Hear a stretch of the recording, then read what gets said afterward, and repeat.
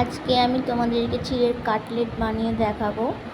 তো এটা আমি কালকে করেছিলাম, কিন্তু আমি আজকে পোস্ট করছি, কাল করা হয়নি। তো অ্যাকচুয়ালি করে দেখছিলাম যে কেমন হবে না হবে।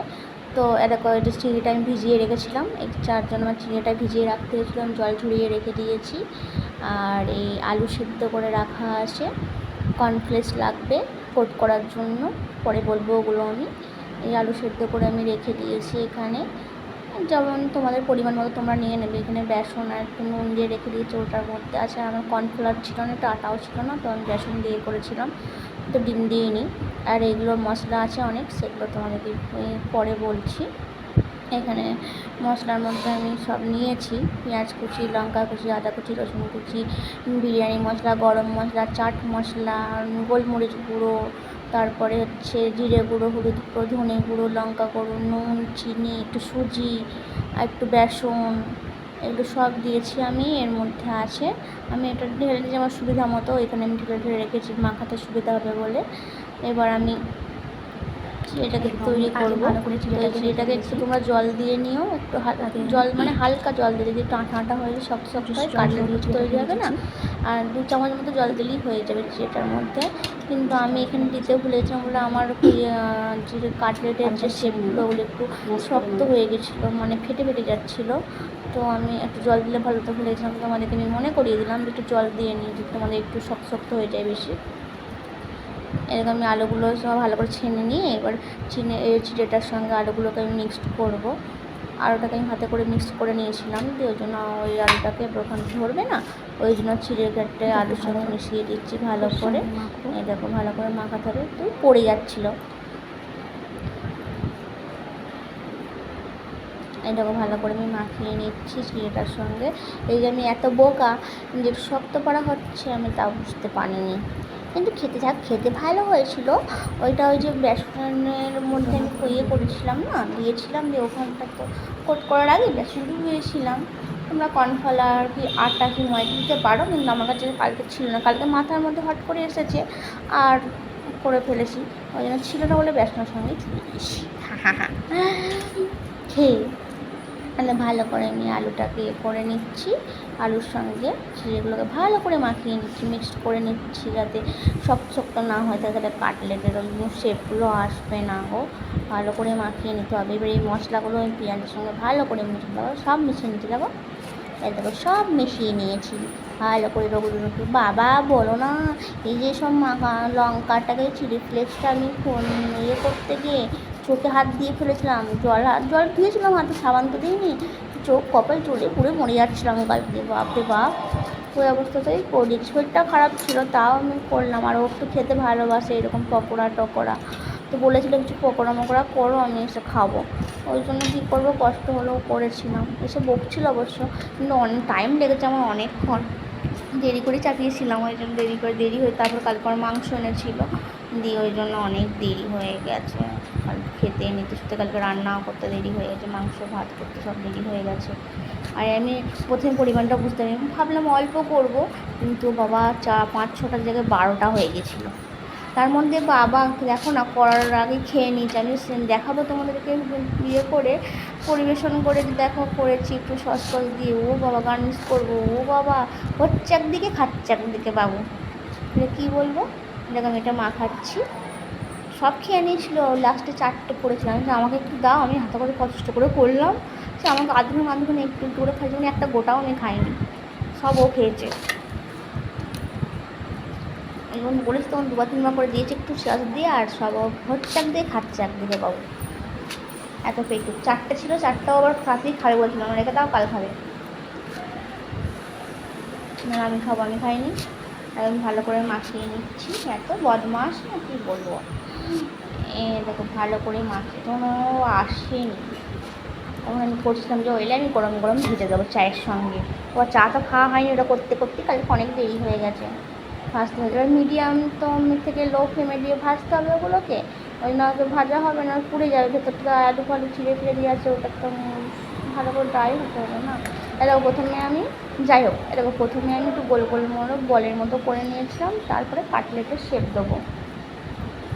প্রথমে কতগুলো হয় আমি দেখছিলাম, তো আমি বলের মতো সব দেখো এখানে তোমরা বুঝতে পারবে যে একটু শক্ত হয়ে গেছিলো ডোগুলো আমার, ওই একটু জল লাগতো, কিন্তু আমি এত বোকা বুঝতে পারিনি, পুরো ফার্স্ট টাইম করেছি তো ফার্স্ট টাইম করি তোমাদেরকে দেখাতে গেছি কীরকম এক্সপিরিয়েন্স, হ্যাঁ কীরকম সাহস আমার। যদি খারাপ হতো তাহলে কী যে হতো, সত্যি সত্যি বলছি খারাপ হয়নি, খুব সুন্দর খেতে হয়েছিল, আমি বিশ্বাস করতে পারছিলাম না। এইরকম এই যে আমি এবার ডোগুলো হাতে একটু আমি তোমার না সর্ষের তেল নিয়ে নিয়েছিলাম, যে তেলটাকে হাতে বুলিয়ে নিয়ে তারপরে কাটলেট শেপটা দেবো, নাহলে ওটা শেপটা হবে না। ওই জন্য আমি হাতে একটু তেল ঢেলে নিচ্ছিলাম, ভালো করে হাতে একটু মাখিয়ে নিয়েছিলাম, প্রথমে অল্প নিয়েছিলাম তারপরে আবার একটু বেশি নিয়েছিলাম, প্রথমে একটু করে না দিয়ে এবার কাটলেটের শেপ দেবো, তোমরা চৌকো করতে পারো, বলতে পারো যেরকম যে যেমন শেপ ভালো আসবে সেরকম দেবে। আমি কালকে গোলই দিয়েছিলাম, চাইলে আমি অন্যরকম একটা মাথার মধ্যে শেপ ছিল, ওটা আমি আবার একদিন বানাবো তখন করবো। আমি এই প্রথম কর্নফ্লেক্স দিয়ে করেছি, আমি সবাই তো বিস্কুট দিয়ে তৈরি করে, কর্নফ্লেক্স আমার ঘরে ছিল, এরকম কাটলেটের শেপ টাইপ হয়েছে। আমি কী করছিলাম এরা বক বক করছিলাম কী জানি কি, এখন মনে নেই, হচ্ছে না, ভেঙে ভেঙে যাচ্ছিলো মনে হয়, ওই জন্য ওটাই বলছিলাম।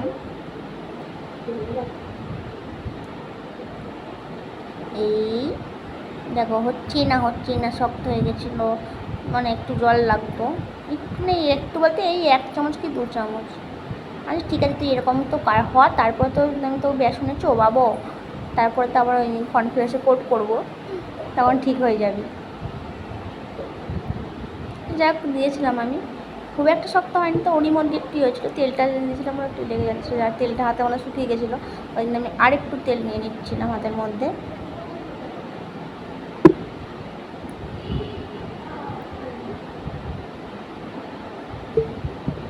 এটা আমি বাড়ি গিয়ে বাবাকে মাকে খাওয়াবো, পরে আগস্টে বাড়ি যাবো, শ্বশুর শাশুড়িকে করে খাওয়াবো, শাশুড়ি মা আমাকে অনেক কিছু করে খাওয়াই, আমি শুধু বসে 3 মাস ধরে ওখানে খেয়েছি, আর না আসার সময় আমাকে রাগাচ্ছিলো খুব, যে যাও না যাও এবার করে নিজে হাতে রান্না করে খাও গা, এখানে তো বলে আমি খাওয়াতাম, এটা ওটা করে খাওয়াতাম, আর নিজে হাতে রান্না করো আর খাও গা যাও, আর কেউ বলবেও না তোমাকে খেতে।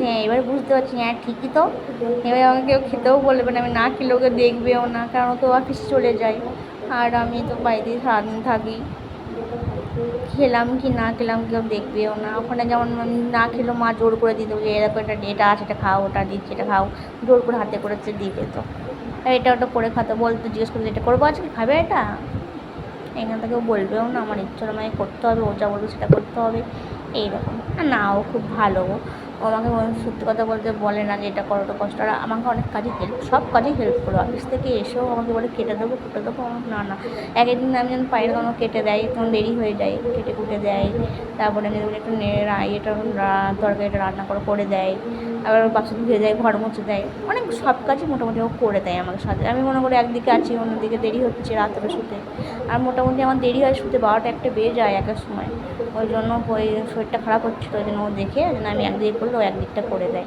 আর তুমি করো খুব কষ্ট হচ্ছে, বলে যে আমি পারছি না, ঠিক আছে তুমি করো, তুমি বসো একটু আমি করে নিচ্ছি, একটু দেরি হোক অসুবিধা নেই।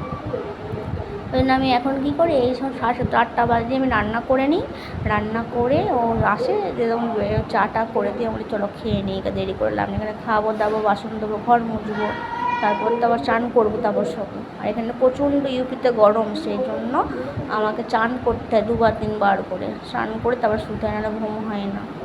দেখো আমি গল্প করছি তোমার সঙ্গে, এখনও কিন্তু আমার ডোগুলো রেডি হয়নি,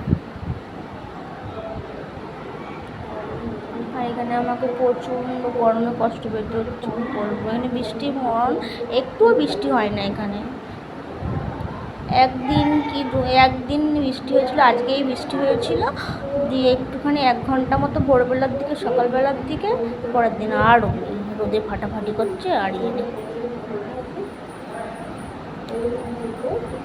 এই দেখো আমি সব কাটলেট করছি, আমি ভাবলাম অল্প হবে, বেশি নিয়ে পড়েছি, বুঝতে পারিনি প্রথমে যে 12টা হয়ে গেছিলো, তো 12টার মধ্যে আমি একটাও মোটামুটি খাইনি ঠিক করে, ও আধখানা করে খাইয়ে দিয়েছিলো 2-3বার, আর সব বসে বসে খেয়েছি। খুব ভালো হয়েছে সোনু, খুব ভালো হয়েছে করতে করতে সস দিয়ে সব কটা মেরেছে। আর লাস্টে 4টে বলছে খেয়ে নেবো আজকে, রাখো আজকে তুমি খেতে হবে না, তুমি কালকে আমি আবার তোমাকে একটু ভেজে দেবো, তুমি আবার খাবে না, লাউটা আমি খাবো, রেখে দাও, আমি খাইনি কো।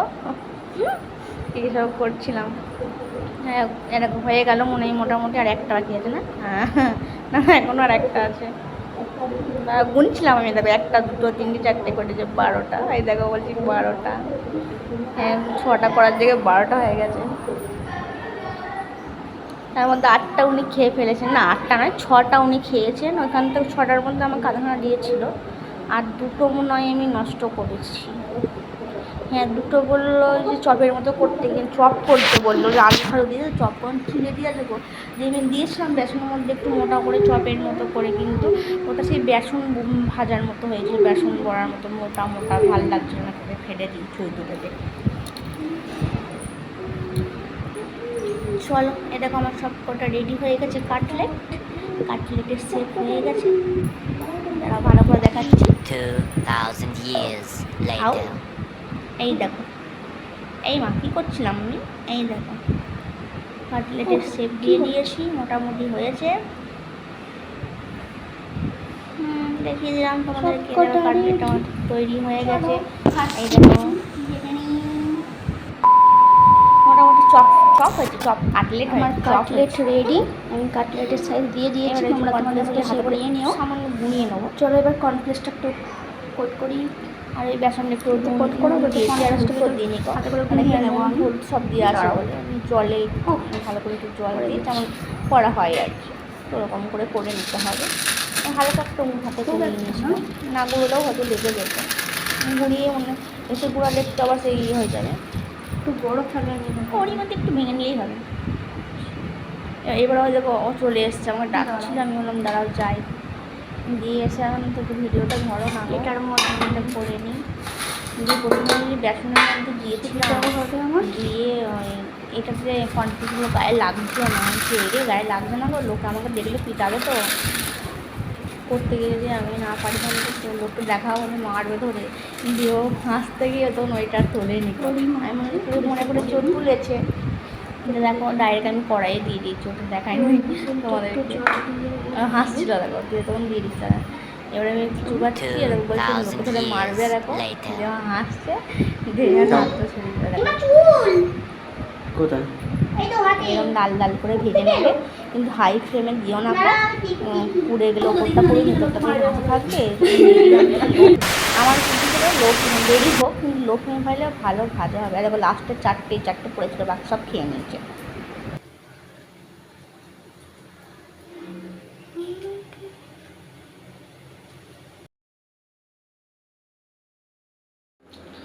ক্যামেরাটা খারাপ হয়ে গেছে, একটা খাবো না বাবাই। ভালো লাগলে আমার চ্যানেলটা সাবস্ক্রাইব করে নিন, আর পাশে বেল আইকনটা অন করে রেখো।